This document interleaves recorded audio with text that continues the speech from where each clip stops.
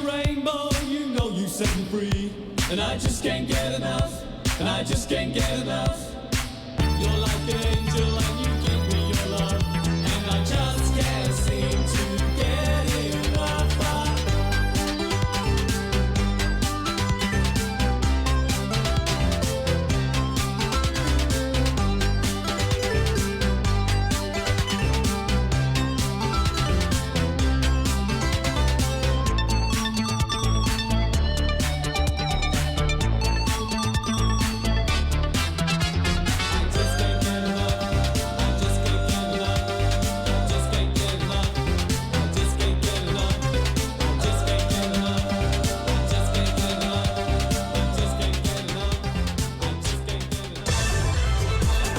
Allez, pour beaucoup, la fin de journée approche. 18h. Fréquence 8. 18h. Fréquence 8. L'essentiel de l'actualité, François Poulet. Bonsoir à tous. La vie sociale va se limiter en Gironde face à une reprise inquiétante des contaminations de Covid-19 dans le département. La préfète de la Nouvelle-Aquitaine, Fabienne Buccio, a annoncé ce lundi une série de restrictions avec effet immédiat. Les événements rassemblant et manifestations sont désormais limités à 1000 personnes maximum au lieu de 5000. Les fêtes foraines, brocantes et fêtes de voisins sont interdites, tout comme les manifestations sociales en cas de non-respect d'un protocole sanitaire strict. Les journées européennes du patrimoine le 19 et 20 septembre prochains sont aussi annulées dans la métropole de Bordeaux. En ce qui concerne la vie sociale, la consommation d'alcool dans les établissements recevant du public doivent se faire debout. La diffusion de musique sur la voie publique et les soirées dansantes sont proscrites. Dans les parcs, jardins et sur les plages et quais de Bordeaux, les rassemblements de plus de 10 personnes sont eux aussi interdits. Le bilan s'alourdit dans l'EHPAD de Sévrac d'Aveyron, à une quarantaine de kilomètres à l'est de Rodez, dans l'Aveyron, où une soixantaine de cas positifs au Covid-19 ont été recensés. Un 6e pensionnaire de l'établissement est mort. C'est ce qu'a annoncé le maire de la commune, Edmond Gros. Une information confirmée par l'ARS Occitanie, selon Midi Libre. Et puis, la CGT RATP, 2e syndicat de la régie, s'associe au mouvement de grève nationale prévu ce jeudi à la SNCF. Dans son préavis de grève, la CGT RATP annonce que le mouvement débutera mercredi à 22h et se terminera vendredi à 7h du matin. Mais il faudra attendre mardi soir pour savoir si le mouvement se traduira par d'éventuelles perturbations pour les voyageurs franciliens. Un rassemblement intersyndical est prévu jeudi à Place de la République à Paris à 14h. À noter que l'UNSA, la principale force syndicale de la RATP, ne s'associe pas à cette mobilisation. Et puis après le Premier ministre Jean Castex qui s'était rendu sur le parcours de la Grande Boucle le 5 septembre dernier, autour d'Emmanuel Macron, le chef de l'État assistera ce mercredi 16 septembre à la 17e étape de l'épreuve cycliste selon l'Elysée. Celle-ci se déroulera dans les Alpes et reliera à Grenoble en Isère, à Méribel en Savoie. Fin de cette édition, merci de l'avoir suivi. Merci François Poulet, prochain flash à 19h. Fréquence 8 Sport, c'est parti.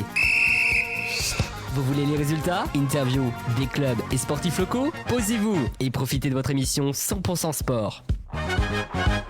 C'est chaque lundi dès 18h en direct sur Fréquence 8. Bonsoir à toutes et à tous, bonsoir auditeurs et auditrices de Fréquence 8, merci de nous avoir rejoints pour votre émission 100% sport, Fréquence 8 Sport, chaque lundi à partir de 18h sur le 90.5, le site internet fréquence8.fr et en vidéo live sur la page Facebook de la radio.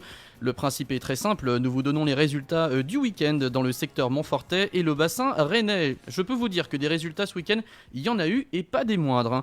Il m'accompagne chaque lundi pour nous donner ses analyses à propos des résultats des équipes du FC Bretétal-Lansac.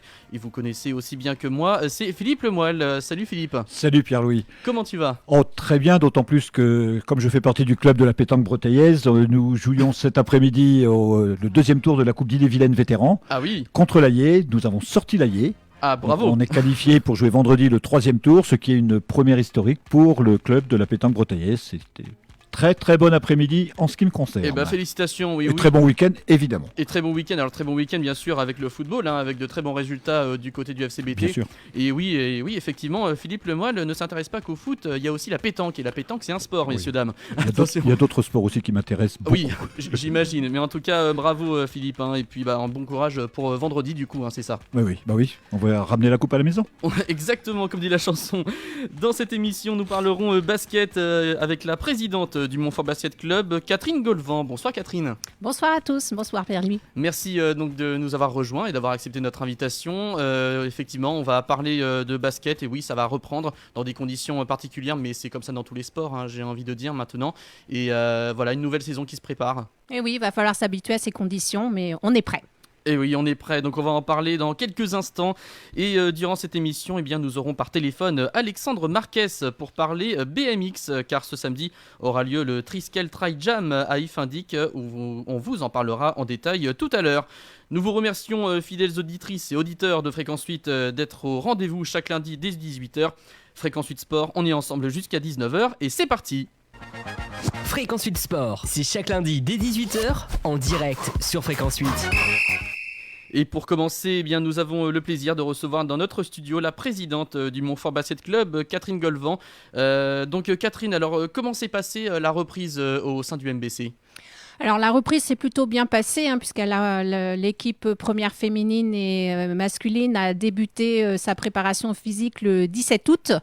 Et puis on a eu la possibilité de faire des matchs de préparation. Donc je dirais un début tout à fait normal, juste avec les mesures barrières à respecter et pas l'accès au public, sauf pour les matchs de prépa où la municipalité nous a accordé l'ouverture au public, ce qui était très agréable. Effectivement, donc ces gestes barrières voilà, qu'on vient de connaître, enfin qu'on connaît maintenant depuis quelques mois maintenant, mais maintenant qui s'installe et qui est mis en place dans tous les sports, et y compris au MBC évidemment.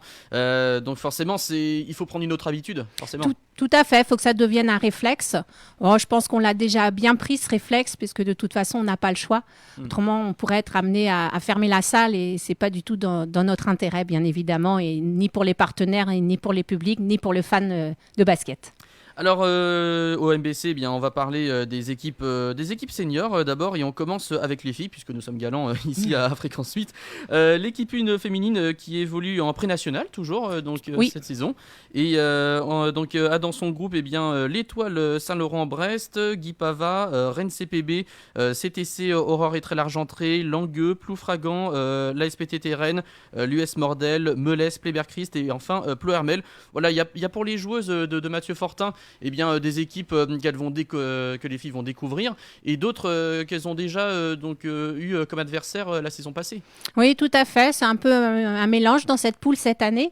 Donc, par rapport à cette équipe, encore une nouvelle équipe avec 3 recrues. Bien sûr. Des jeunes recrues qui viennent du Finistère, notamment de Landerneau pour Marie-Modestine et Ilia. Voilà. Et puis, Cyrielle qui arrive du Cercle Paulbert.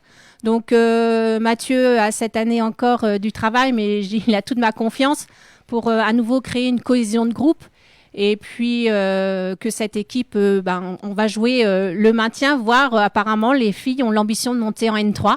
Donc ça va pas être facile sur une année, mais pourquoi pas. La N3, ça a failli d'ailleurs se faire la saison passée, parce qu'elles étaient quand même elles étaient 4e à un moment, je crois. Oui, après un début difficile, parce que ça reste aussi encore cette année une équipe jeune, donc il y a des automatismes à trouver, et je pense que la saison va bien se passer. Et si nous avons l'opportunité de finir le championnat et de monter en N3, nous validerons la montée. Justement, alors ces nouvelles recrues chez les filles comme Marie-Modestine Lola et Cyrielle Storez ou Storé. C'est ça, Storez. Ouais, c'est ça. Donc ces 2 nouvelles joueuses du MBC, j'imagine qu'elles sont impatientes de débuter à cette nouvelle saison. Oui, tout à fait. Elles ont hâte de jouer pour la couleur rose du Montfort. Et j'ai eu l'occasion de les rencontrer. Elles se sont très très bien intégrées au groupe. Elles sont souriantes. Elles ont envie de jouer parce que la saison s'est terminée de bonne heure. Oui. Donc c'est vraiment que du bonus, et ça va être bénéfique pour toute l'équipe. Ah oui, effectivement, il était temps de reprendre le basket parce que ça manquait à tous les mordus de oui, basket. Tout à fait. Exactement. Chez les garçons, en N3, oui, toujours la N3 cette saison. Le maintien a été acquis. Une nouvelle tête, alors c'est Mathis Bagné. Mathis Bagné, en effet, qui vient du Rennes PA, donc qui est connu des terrains, bien évidemment, puisqu'il a joué contre nous l'année dernière. Donc Mathis a intégré l'équipe de Montfort Basket Club et est également ravi de l'équipe. Et c'est un joueur qui a des qualités athlétiques et qui connaît bien le basket, qui a une bonne vision de jeu. Donc c'est vraiment bénéfique pour l'équipe garçon, qui elle a un objectif d'être dans le top 3 cette année. Donc Je fais confiance aux garçons, à Goulven aussi, qu'on accueille cette année en tant que coach. Oui. Après, on a intégré aussi beaucoup de jeunes du club. Donc, 4 jeunes. Il y a Noam Géana, Dorian Méo, Baptiste Morand. Et puis, je crois que j'en oublie un. Non, je crois que j'ai dit les 3. Noam, Dorian et Baptiste. D'accord. Et puis Laurent, mais qui n'est pas encore qualifié parce qu'il est jeune, il faut vraiment un accord du médecin fédéral. D'accord. Ils se sont très très bien également intégrés au groupe. Ils ont eu l'occasion de jouer sur des matchs de préparation et là encore, il y a une bonne cohésion de groupe malgré que l'équipe soit un peu nouvelle encore cette année. Alors, il y a des joueurs qui continuent l'aventure au MBC. Je vais en citer. Il y a par exemple Valentin Morin, Alioune Fall, Florent Jagline, Jacob Chavoutier et Thomas Gapayard. Donc, c'est déjà une bonne nouvelle qui reste au MBC. Voilà, tout à fait. Ils nous ont fait confiance. On leur fait confiance. Donc, ils repartent sur une saison et ça me fait grand plaisir de les retrouver.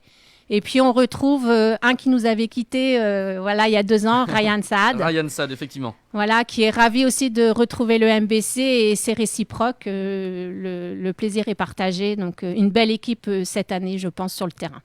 Et puis, oui, j'imagine. Et puis, il y a également un ancien joueur alors, qui a dû bien arrêter la saison dernière. C'est François Tribaudet, du coup. Oui. Alors, François nous a quittés en tant que joueur, mais oui, en tant que joueur, oui. Voilà, a souhaité rester plutôt au MBC et va coacher l'équipe 2 qui évolue en R2. Oui. Donc, ça me fait également très plaisir qu'il reste au sein du club.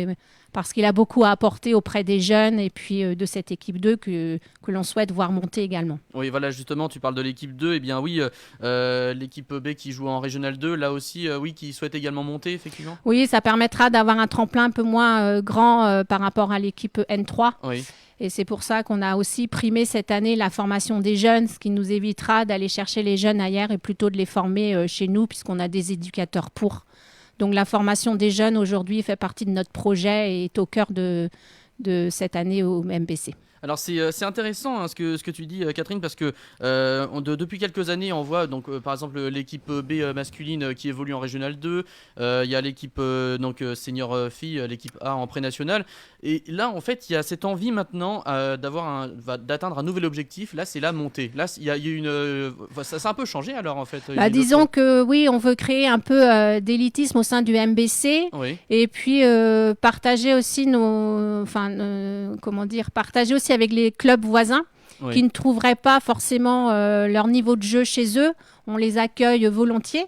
Et puis, nous avons aussi des joueurs qui partent dans ces clubs-là pour que tous les clubs gardent leur pérennité surtout. C'est important au sein du territoire. Effectivement. Et puis, on parlait aussi des jeunes, car c'est aussi essentiel dans un club. Oui. Et puis, on peut dire que c'est la relève. Là aussi, il y a comme une grande préparation cette saison.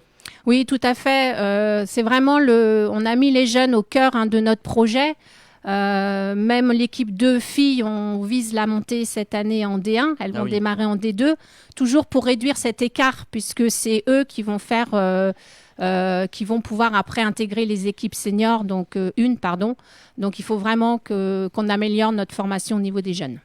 Alors là, on va parler un peu plus au niveau qui est un détail qui est important aussi, c'est l'accueil du public à chaque match.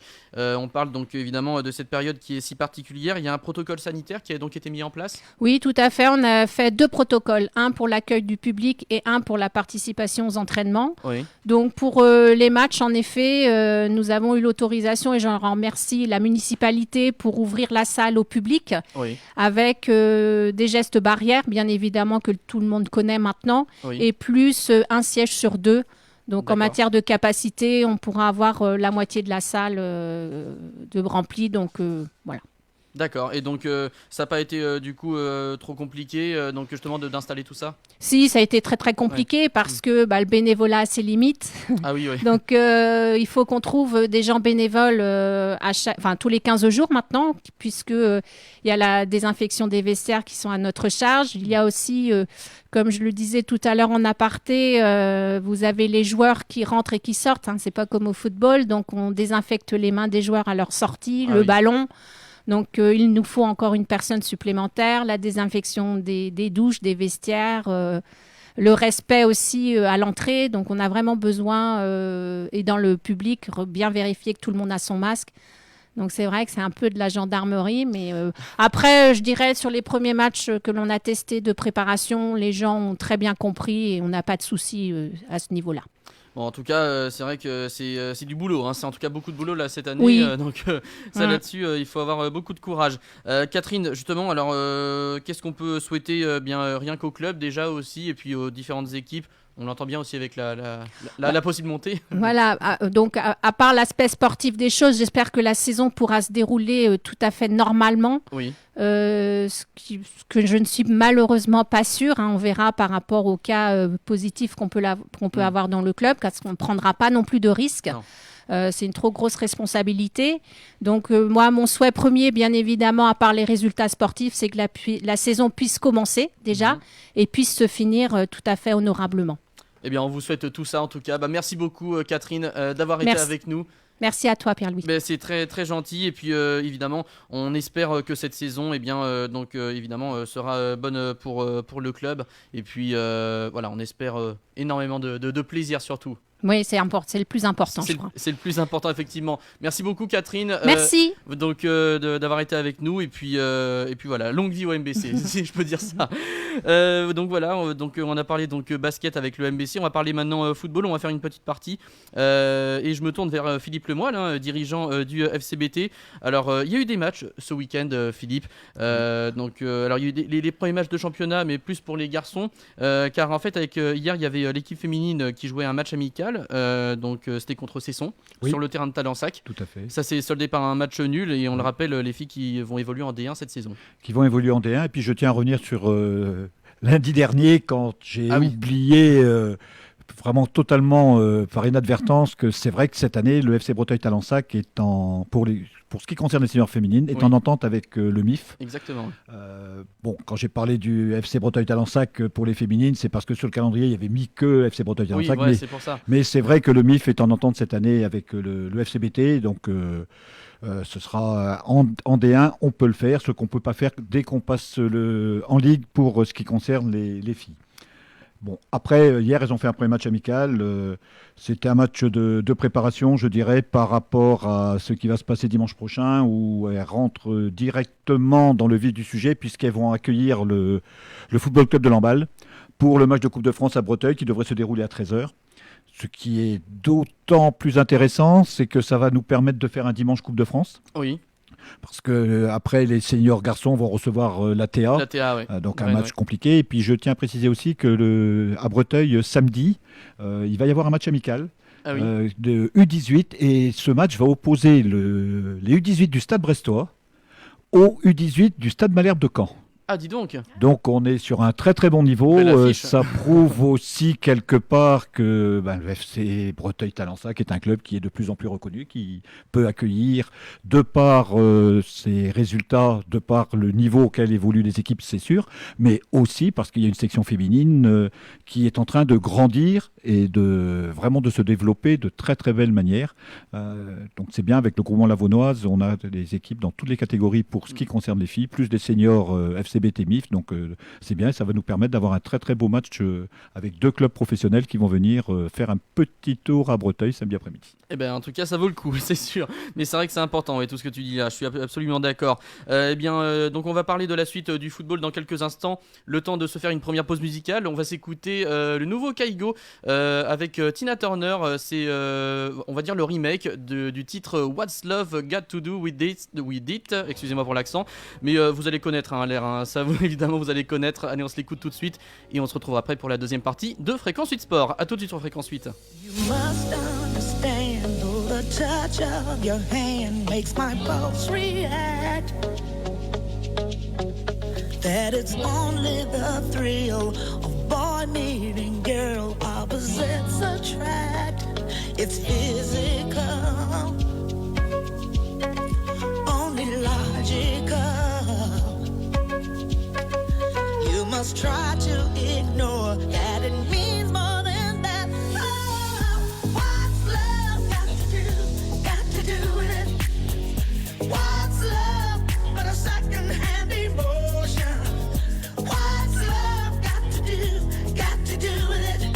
Who needs a heart when a heart can be broken? What's love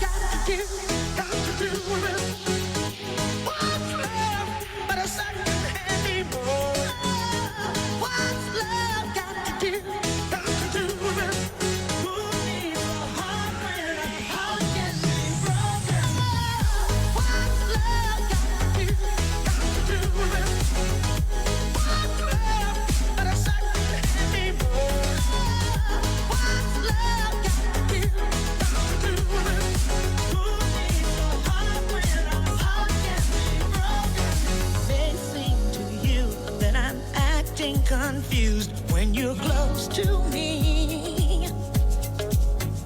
If I tend to look dazed, I read it someplace. I've got cause to be. There's a name for it. There's a phrase that fits. But whatever the reason, you do it for me. Oh, what's love got to do? Got to do it. What's love but a second-hand emotion? What's love got to do? Got to do it. Who needs a heart when a heart can be broken? Oh, what's love got to do? Got to do it. What's love but a second-hand emotion? What's love got to do? Got to do it. Who needs a heart when a heart can be broken? What's love got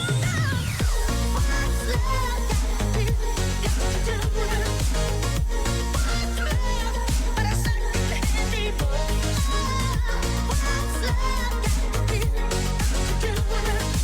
Got to do it. Who needs a heart when a heart can be C'était le nouveau Kaigo avec What's Love Got to Do With It. Voilà, ça y est, j'ai eu un petit bug, mais ça y est, c'est revenu. Le nouveau Kaigo en featuring avec Tina Turner. Vous êtes toujours sur Fréquence 8, 90.5, fréquence8.fr et en live vidéo sur le Facebook Live. Toujours accompagné de Philippe Lemoyle du FCBT et de Catherine Golvan, la présidente du Montfort Basket Club, car on a parlé bien sûr de l'actualité du club et de la nouvelle saison pour les différentes équipes du MBC. Alors juste, on était en train de parler de football, mais j'ai une toute petite annonce à faire concernant du handball. Ça concerne donc au niveau du club du Brocéliande, le club de Montfort Communauté. Et c'est Christophe Lachasse qui m'en a donné le message. Il y a une découverte du handball avec le Brocéliande à la salle du COSEC de Montfort le samedi 19 septembre, donc samedi prochain. Donc votre enfant ne sait pas quel sport faire, hésite, eh bien venez nous voir. Et allez plutôt voir et découvrir la pratique du handball au sein du Brocéliande. L'accueil des 6-8 ans à 13h45 et l'accueil des 9-10 ans à 15h45. Inscription sur place ou préinscription sur le site www.helloasso.com ou sur le flashcode. Donc voilà, d'ailleurs on salue Christophe Lachasse du handball du Brocéliande. Allez, donc c'était la petite parenthèse handball. On va continuer sur le football. Philippe, on va passer. On parlait des filles juste avant la pause musicale. On va parler donc des garçons, car hier le championnat a repris, donc en levée de rideau.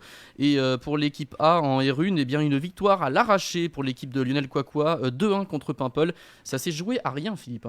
Oui, ça s'est joué à rien du tout. Maintenant, physiquement, on était quand même plus fort que l'adversaire. On s'en est bien rendu compte dans le dernier quart d'heure quand Paimpol a commencé à piocher.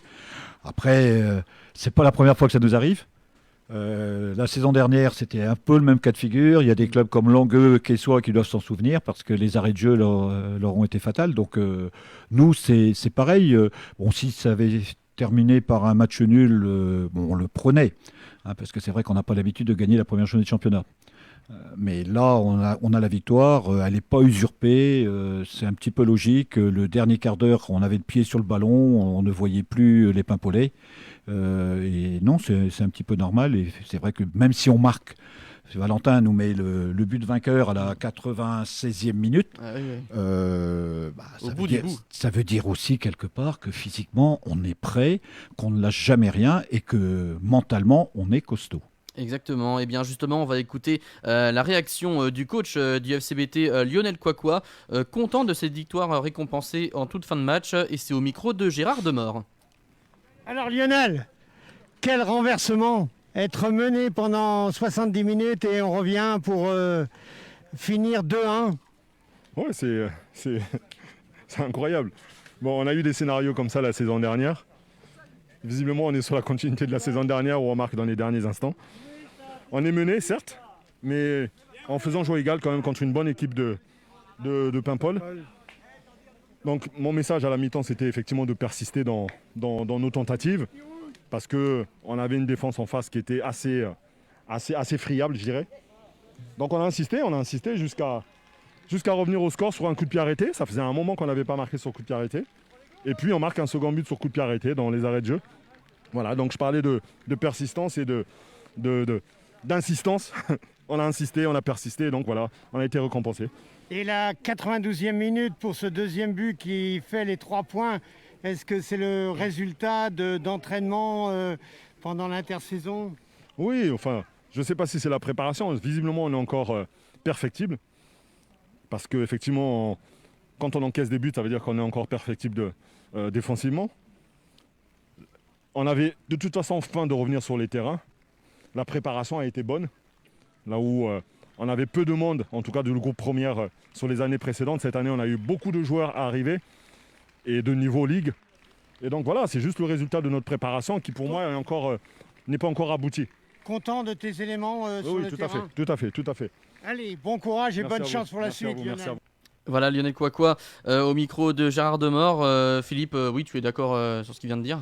Oui, et puis c'est vrai qu'on a eu beaucoup d'éléments qui sont arrivés. Et puis je rebondis un petit peu sur ce que disait Catherine tout à l'heure quand elle parlait de formation au niveau des joueurs. Nous, on a pas mal de jeunes de 18 ans qui ont été formés au FC Breteuil-Talensac, qui sont partis parce qu'à ce moment-là, ils avaient besoin de découvrir un niveau supérieur en jeunes. Ils sont partis et ils sont revenus cette année. La plupart jouaient en 18 R1 dans d'autres clubs, jouaient déjà à un bon niveau. Et en fait, ce qu'ils ont appris, c'est en train de le ramener aussi vers leur club formateur. Ça crée déjà une superbe ambiance au sein de l'effectif. Et franchement, je crois qu'on est parti pour faire une belle saison au niveau des seniors.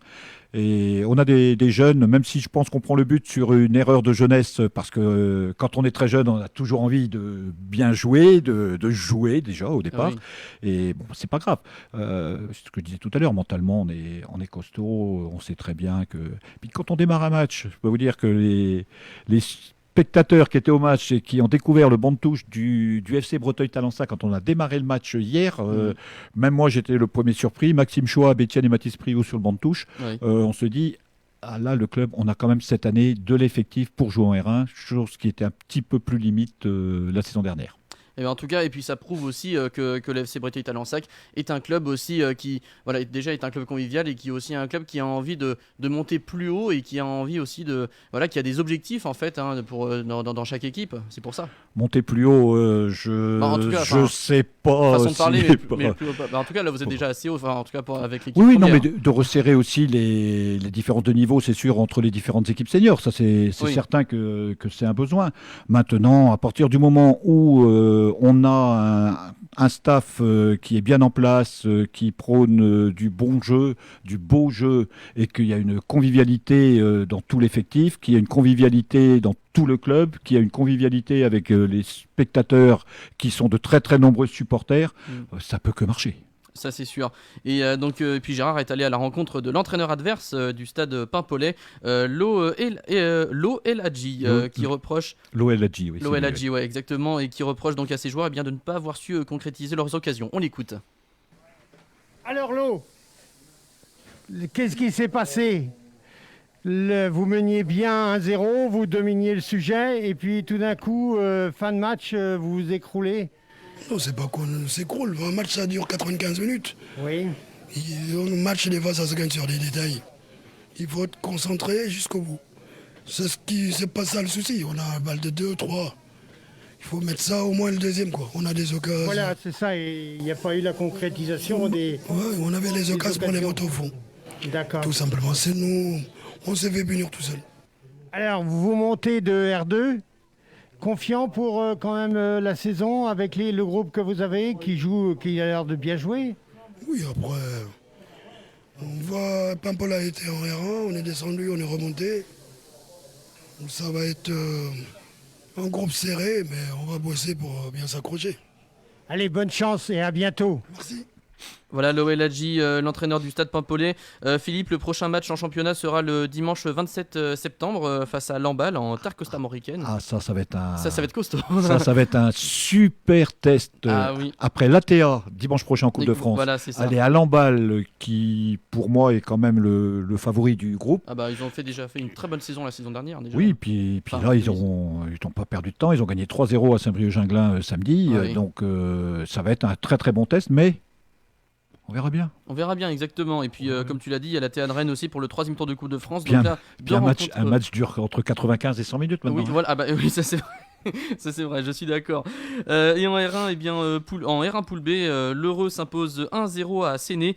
Et en R2 poule D, eh bien, défaite de Saint-Gilles à Châteaugiron 1-0, de Passé face à la B de la TA de Rennes 4-1 et de Montauban à Bréquigny 1-0. Et puis match nul du HCC, l'Hermitage, La Chapelle-Thoireau-Cintré face à Argentré-du-Plessis, 2 partout. En R3 poule H, défaite d'Irodoire face à Béton 1-0, de Kidiac à Rennes-Bourgard sur le même score. La victoire de la Chapelle-Montgermont face à la baie de Bréquigny à l'extérieur 4-3 et l'USBD Plumluck coule à domicile face à GFZ 6-0.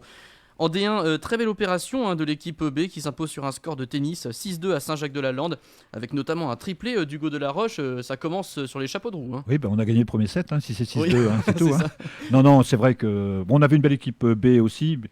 Et après, on a de l'effectif cette année. Faut dire que entre les blessés et les absents ce week-end, on avait quand même 18 gars qui étaient pas là. Donc, on a de l'effectif. Ça va faire jouer la concurrence. C'est ce que je disais la semaine dernière. Que ce soit A, B, C et D, si tout le monde joue le jeu, je pense qu'on peut se préparer une très très belle saison au niveau de nos équipes seniors. Je suppose également. Mais le championnat a bien démarré pour l'équipe B. Maintenant, oui. Voilà. Il y a des candidats, il y a beaucoup de réserves, il y a des candidats...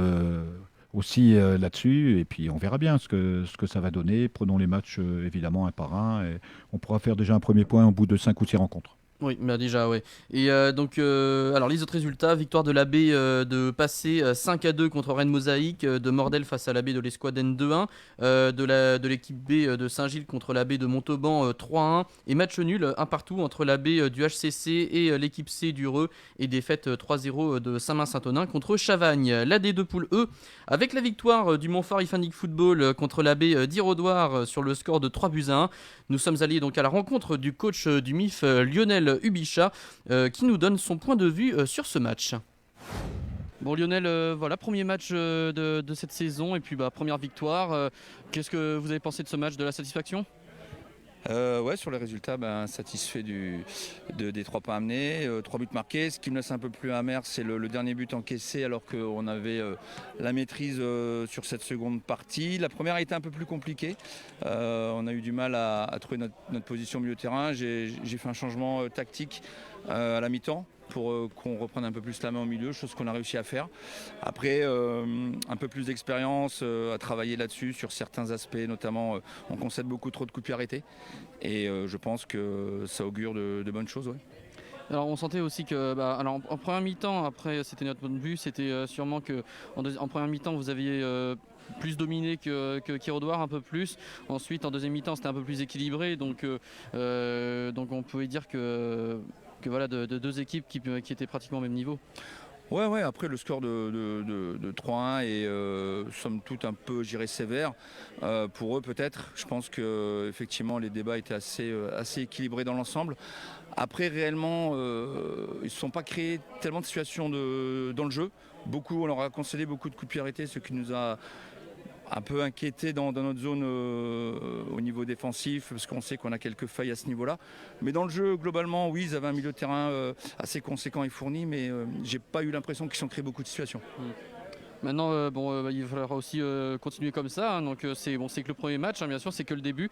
Maintenant, il faut maintenant se projeter pour le prochain match et puis on peut dire que c'est de bon augure pour la suite. Ouais, c'est de bon augure. De toute façon, l'objectif, il est affiché au sein du club et les joueurs sont demandeurs à ce niveau-là et conscients que ça va nécessiter l'investissement. Alors, on a eu des matchs de coupe qui nous ont bien préparé cette rencontre d'aujourd'hui. On restait sur une victoire contre BD et un match un peu plus conséquent consistant qu'on a perdu en Coupe de France. Le match de Gauvin la semaine prochaine en deuxième tour de Cour de Bretagne va aussi nous faire une belle opposition, car c'est une équipe que je connais pour l'avoir côtoyé quelques années dans un autre groupe et qui est restée sur une courte défaite contre les Skoden en Coupe de Bretagne, en Coupe de France, pardon. Et du coup, on va enchaîner 2 matchs championnat assez costauds. Alors je ne sais plus dans l'ordre si c'est passé Breteuil ou l'inverse, mais on va vite être, comment dirais-je, on aura nos certitudes au pas à l'issue de la 3e journée de championnat. Je pense que si on est sur une bonne continuité, ça sera du positif et il va falloir tout faire pour en tout cas. On espère pour vous. Merci beaucoup Lionel et bon courage pour la suite. Merci, c'est gentil. Lionel Hubichat, le coach du Montfort Ifanic Football après la victoire face à Hérodoire. Et après le coach, c'est au tour de l'arrière gauche des Grenats, Maxime Gandon, qui montre sa satisfaction sur cette victoire. Bon Maxime, belle victoire aujourd'hui face à Hérodoire. Je pense que l'objectif c'était déjà de prendre du plaisir et éventuellement de gagner. Je pense que le contrat est rempli, non ? Ah oui, c'est vrai que cette rencontre on l'attend depuis début août. Le championnat a repris enfin. C'est une très belle victoire. On a maîtrisé le match. Après petite frayeur à la fin quand même avec le but concédé. Mais grosso modo on a concédé le match, donc très bien. On sentait qu'en première mi-temps, il y avait une légère domination de votre part. Et puis la deuxième mi-temps, un peu plus équilibrée. Donc qu'est-ce qu'on peut justement dire à propos de ça ? C'est vrai que sur la première mi-temps, on a maîtrisé le match.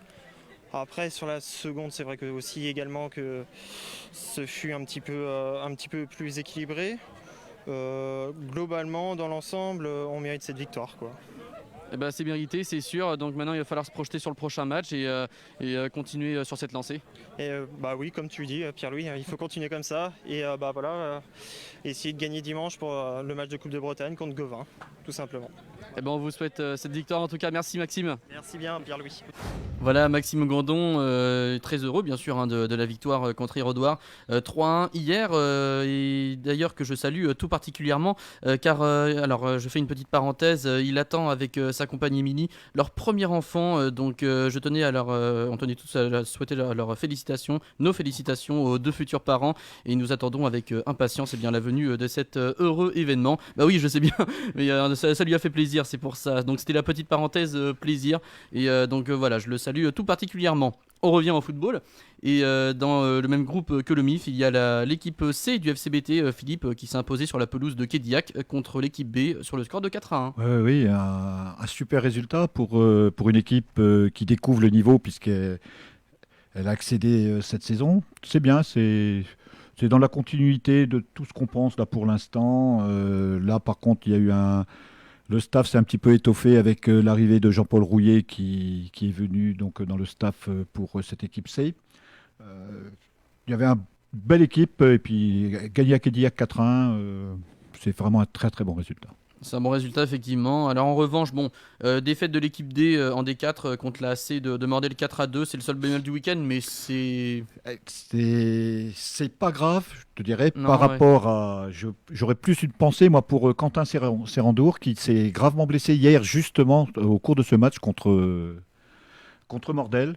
C'est plus important que le résultat. Je crains qu'il ait une rupture des croisés, et donc le résultat passe bien après ce type de blessure. En tout cas, voilà ce qu'on pouvait dire pour le football. Donc maintenant, il faudra se projeter sur le week-end prochain. Oui, tout à fait. Le week-end prochain, je l'ai dit, nos seniors D ont un match de Coupe Challenge 35, c'est sûr, mais nos seniors A ont un super match de Coupe de France à vivre contre la TA de Rennes. Et ça va faire une belle galerie. Si on a un temps qui est un petit peu similaire à ce week-end, un petit peu moins de degrés quand même, parce que pour les joueurs, c'était quand même très très compliqué. Il faisait vraiment très très très chaud. Mais il y aura du public, il y aura une belle ambiance et on fera une très très belle fête de Coupe de France en pensant évidemment aller au 4e tour. Allez du coup à Breteuil, voilà, tout simplement. Ah oui, tout à fait. Pour ce match de Coupe de France. Oui. Venez nombreux, il n'y a pas de souci. Vous serez très très bien accueillis. Oh oui, exactement, mais comme d'habitude, Philippe. La convivialité breteuillaise. Exactement, on la connaît celle-là. Allez, dans un instant, on se retrouve pour la 3e partie de Fréquence 8 Sport. On parlera de BMX avec Alexandre Marquez que l'on aura au téléphone. Mais d'abord, on se fait une pause musicale. On s'écoute Georgia Smith avec Blue Lights et on se retrouve pour cette 3e partie de Fréquence 8 Sport. Allez, à tout de suite. Turn those blue lights into strobe lights, not blue flashing lights, maybe fairy lights.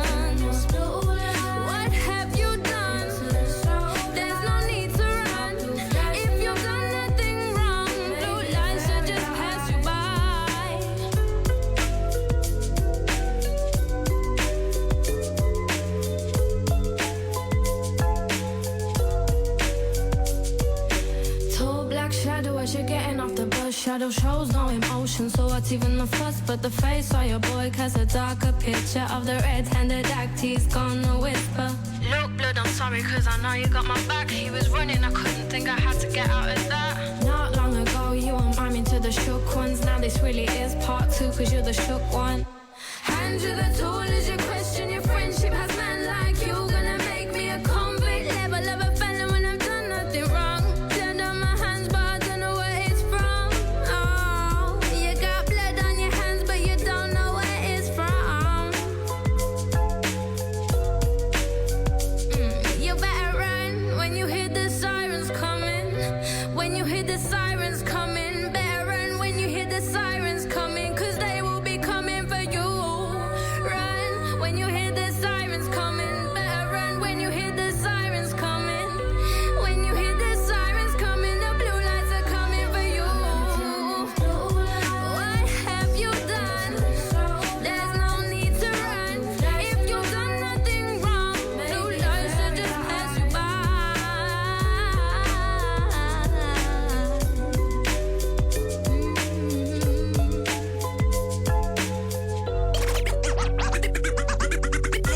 When you hear the sirens coming, Don't you run when you hear the sirens coming. when you hear the sirens coming, Don't you run when you hear the sirens coming. What have you done? Don't you run. Don't you run. Don't you run when you hear the sirens coming.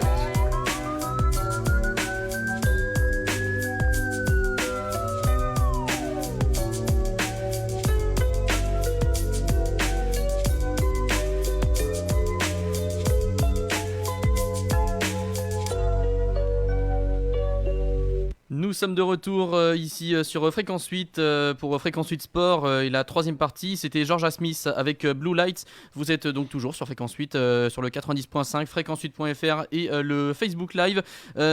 Donc tout de suite, sans plus attendre, on va parler BMX et pour ça, nous avons au téléphone Alexandre Marquez. Salut Alexandre. Bonjour Charles-Louis, bonjour à tous. Comment tu vas ? Très bien, en pleine organisation. Ah bah oui, c'est sûr, avec ce qui attend samedi.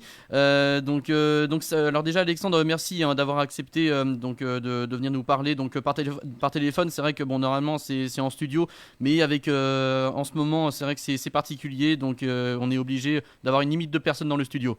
Ouais, non mais c'est toujours un plaisir pour moi de venir participer à votre émission. Voilà, exactement. Voilà, le principal, c'est de t'entendre déjà, même par téléphone. Donc, Alexandre, ce samedi, aura lieu l'édition 2020 de l'Unicorn Triskel Tri Jam. Pour celles et ceux qui ne connaissent pas encore cet événement, on ne sait jamais. Explique-nous un peu le principe de cette journée. Alors, le principe, c'est que durant toute la journée, on rassemble un maximum de riders, donc de pilotes. Oui. Qui ne comprennent pas vraiment les termes spécifiques à la discipline. Donc c'est des gens qui viennent franchement d'un peu partout de la France, je ne vais pas vous cacher, ça vient de Troyes, de Caen, de toute la Bretagne, de Grand Ouest, partout. Donc le principe est normalement de passer un très très bon moment à côté d'une bonne bière, on va dire ça, autour de sa discipline. Après il y a forcément une toute petite compétition qui va jouer. Oui. Avec plusieurs catégories, donc il y a les moins de 15 ans pour les gars qui commencent, la catégorie PPR c'est les gars qui sont là juste pour se marier, qui sont là avec les copains pour rouler ensemble, et les vénères, ceux qui sont là pour envoyer du lourd, faire le show, faire crier les gens, faire palpiter le cœur des plus petits. Voilà, donc tout type de personnes durant cet événement. Voilà. Donc il y aura donc comme ça a été marqué sur l'événement, donc il y aura une Jam Trail BMX et VTT suivie d'une session Boil by Night, c'est bien ça ?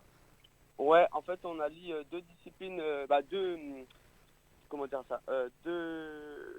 de sport, Non, en fait on fait le même sport mais sur deux infrastructures différentes. L'une ça va se passer sur des bosses en terre. D'accord. Et l'autre ça va se passer sur un skatepark, donc le skatepark qu'on a inauguré l'année dernière à Ifindic. Oui, exactement, oui c'est vrai, parce qu'il y a un an, ça fait un an donc que le bowl d'Ifindic a été inauguré, donc j'imagine qu'il y a toujours ce plaisir pour les riders de glisser et de voler au-dessus de ce bowl. Exactement, surtout que on va dire que c'est maintenant infrastructure complète. On arrive à avoir les deux infrastructures, pardon.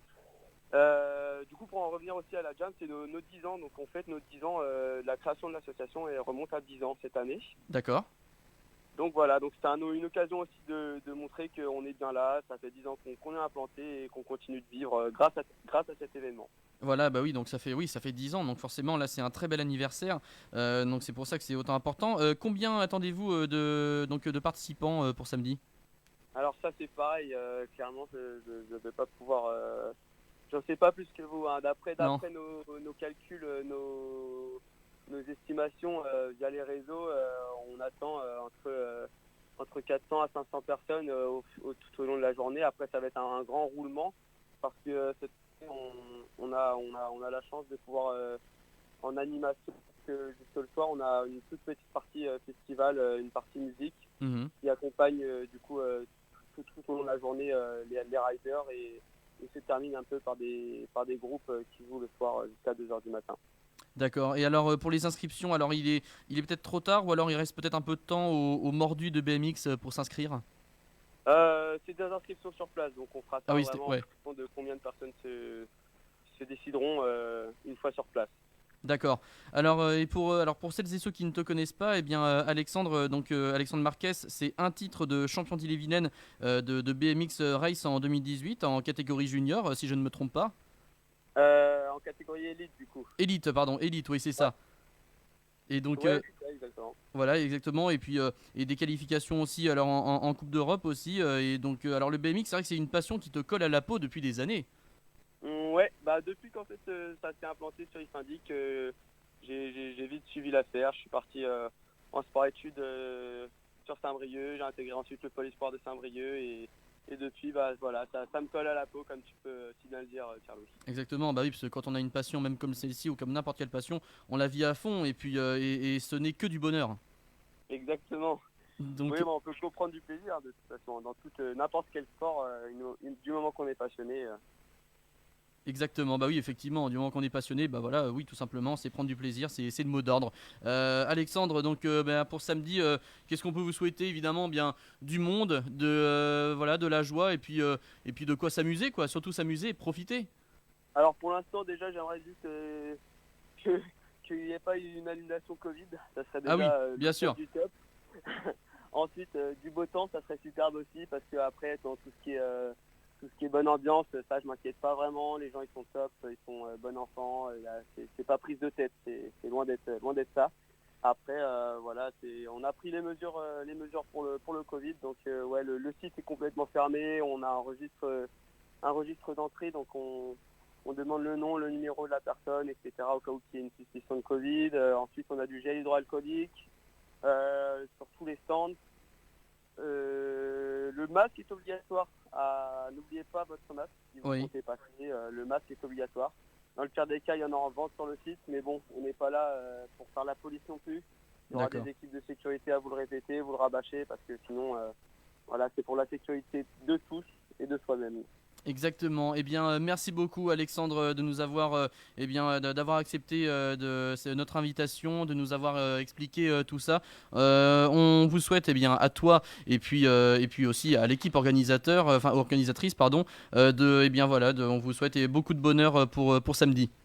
Bah merci bien et on compte sur vous pour votre présence. Eh bien sûr, écoute, il n'y a pas de problème, hein, si on est convié, il n'y a aucun problème, hein, aucun refus. Bien sûr, vous êtes convié, tout le monde est convié. Ah bah oui, bien sûr, exactement. Bah merci beaucoup en tout cas Alexandre, et puis voilà, on te souhaite une très bonne soirée et on se dit à bientôt.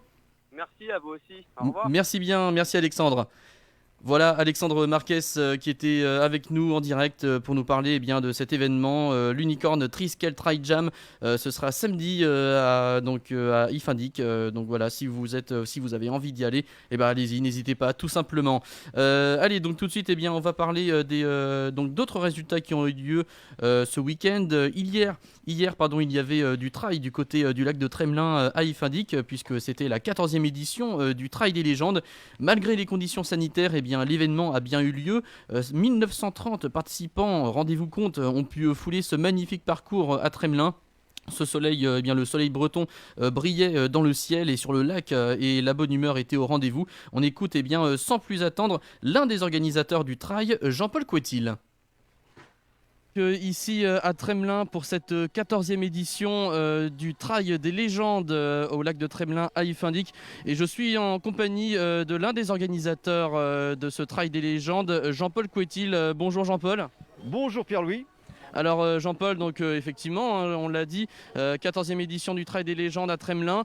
Malgré la crise sanitaire, il fait beau, il y a du monde, beaucoup de participants et puis ce beau soleil breton qui vient accompagner les coureurs. On a des conditions météorologiques qui sont top, donc c'est une chance. Effectivement, donc c'est une course particulière dans le contexte actuel. On a été obligé d'aménager tout un protocole, modifier un petit peu nos habitudes pour respecter les recommandations de la fédération, pour respecter toutes les règles de distanciation et pouvoir garantir la sécurité sanitaire à tous et à toutes. Donc beaucoup de participants effectivement. Pour le moment, est-ce qu'on a alors on n'a pas effectivement les résultats actuellement, mais y a-t-il des petites infos effectivement concernant les différentes courses? Oui, alors chez les garçons, a priori ce serait Yves Elouri qui serait en tête avec un concurrent qui l'accompagne dont on n'a pas encore le nom, et Jonathan Parizet serait troisième, donc à mi-parcours. Chez les féminines, ce serait donc Charline Lemaire devant Anne-Lise Oquéré à mi-parcours. Donc voilà, beaucoup de noms et puis beaucoup de participants avec beaucoup de talent sur cette belle piste de Tremelin. Donc là, 14e édition du Trail des légendes, on le redit. C'est vrai qu'en fait, quand on dit 14, ça fait déjà 14 ans que ça existe. Donc il y a quand même beaucoup d'histoires et puis effectivement beaucoup de résultats, effectivement. Oui, 14 ans, c'est des tas, c'est quand on regarde le palmarès, c'est que des grands noms du trail breton, voire au-delà de la Bretagne, qui sont au palmarès. Cette année, on a la chance d'avoir un plateau exceptionnel sur le 52. Vraiment, tout le monde est là, comme on dit, tout le monde dans la grande famille du trail breton, tous sont là parce qu'il n'y a pas eu beaucoup de courses depuis longtemps et tout le monde a très très envie de courir. Eh bien, merci beaucoup Jean-Paul d'avoir répondu à mes questions. Encore bravo, il faut quand même aussi féliciter toi bien sûr Jean-Paul en tant qu'organisateur. Il faut également dire un grand bravo à toute ton équipe, aux bénévoles qui ont travaillé d'arrache-pied, qui travaillent toujours d'arrache-pied pour mener à bien cette course et ce trail et c'est réussi franchement. Oui, alors donc c'est vraiment, comme je disais tout à l'heure, c'est une année très particulière. On a su qu'on pouvait vraiment avoir l'autorisation de faire cette course que jeudi après-midi, donc c'était extrêmement crispant pour toute l'équipe d'organisation. Donc l'équipe d'organisation, c'est une quinzaine de personnes qui bossent toute l'année et c'est entre 150 et 200 personnes aussi qui aujourd'hui encadrent cette compétition. Donc c'est beaucoup de monde, c'est un gros investissement, c'est une chance énorme que l'on a d'avoir pu mener à bout cette organisation. Il faut aussi remercier les partenaires effectivement comme Montfort Communauté, Lancelot, Bernard Jarnoux et puis j'en passe et des meilleurs bien sûr. Le département de l'Ille-et-Vilaine, la commune d'Ifindic, Bernard Jarnoux bien entendu tu l'as dit. On a beaucoup de partenaires qui nous aident. Sans les partenaires, cette course ne serait pas possible. Sans les bénévoles ce ne serait pas possible. Sans les coureurs ce ne serait pas possible. Sans les partenaires ce ne serait pas possible. Sans tout ça. Sans les radios, sans la communication aussi ce ne serait pas possible. Effectivement, il n'y aurait pas de trail. Mais en tout cas, merci beaucoup Jean-Paul d'avoir répondu à mes questions. Très bon dimanche sous ce beau soleil breton, mais ça, on en a l'habitude, j'ai envie de dire. Oui, merci beaucoup. On a effectivement une super météo aujourd'hui. Merci beaucoup Jean-Paul et longue vie au Trail des légendes. Voilà Jean-Paul Couetil, l'organisateur, l'un des organisateurs de cette 14e édition du Trail des légendes au lac de Tremelin-Ifindic. Le grand vainqueur du 52 km est donc Yves Elouri, donc de ce 52 km, et le second est Jonathan Parizet, le troisième Félix Lebeurier, et chez les filles dans l'ordre Anne-Lise Lequéré, Sylvie Asquette et Charlie Lemaire. Un petit mot d'athlétisme, il y avait les championnats de France élite et espoir à Albi ce week-end. 2 représentantes de l'EAPB ont participé aux 10 km marche. Bertie Pellerbe termine 15e sur 33, mais surtout elle finit 3e en catégorie espoir féminin en 53 minutes et 12 secondes, et Servan Hudin finit à la 17e place et 6e en catégorie senior féminine en 53 minutes et 45 secondes, et bravo à elle pour leur résultat. Il y avait aussi du cyclisme et donc une info vélo, puisqu'hier se tenait la course cycliste organisée par le CC Rennais à Saint-Gonlay pour les 3e catégories junior et PCO. Les 3 premiers sont Lucas Evin du VC Laillé, Axel Prodhomme du CA Évron et Hugo Cadrin de l'UCL Hennebon. Voilà ce qu'on pouvait dire aujourd'hui donc pour ce week-end de sport, 100% sport, il y en a eu beaucoup des résultats. Merci beaucoup donc à Philippe Lemoyle d'avoir été avec nous. Merci à toi de m'avoir invité comme habituellement le lundi. Comme chaque lundi, c'est vraiment évidemment un vrai plaisir.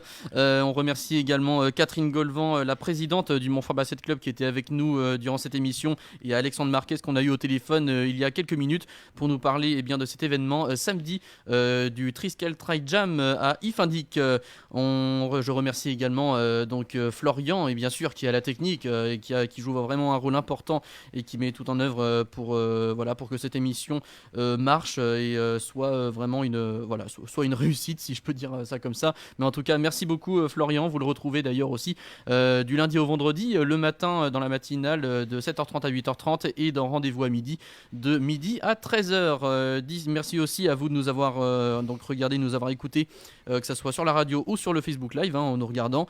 Et on se dit donc à lundi prochain pour une nouvelle édition de Fréquence 8 Sport. Et on se retrouve samedi aussi pour l'agenda sport à partir de 10h sur le 90.5 et le site fréquence8.fr. D'ici là, passez une excellente semaine, profitez des vôtres et comme on dit ici, Kenavo, salut, ciao. Fréquence 8 Sport, c'est chaque lundi dès 18h en direct sur Fréquence 8.